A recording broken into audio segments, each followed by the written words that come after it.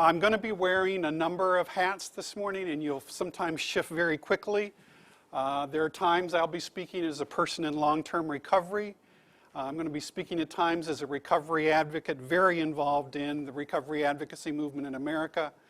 You're going to hear hints of an old-time clinician going back to the late 1960s in the world of therapeutic communities and shaved heads and other exotic things of that era that I personally lived through, barely.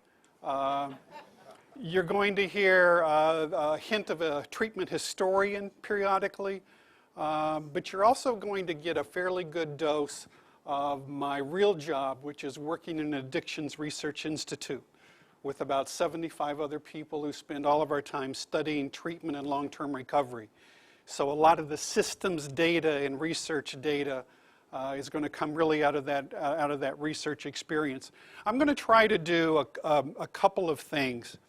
I'm going to try to highlight the emergence of recovery as an organizing paradigm and sort of set a little bit of historical context of why now, which is the historian's always fascinating question. Why does this event occur at this particular time in our cultural history? So we're going to try to set the context for why the rest of this presentation kind of unfolds at this particular moment in time. The second thing I'm going to do is I'm really going to talk about a fundamental reassessment of addiction treatment that is underway in the United States.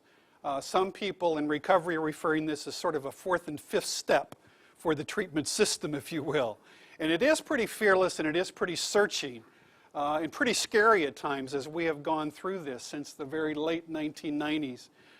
That fundamental shift in the design of treatment, I'm really going to try to focus on why that is underway, and most importantly, how our clinical practices and the core concepts underlying treatment shifting through this transition. I'm going to describe about 10 very specific areas where that's occurring.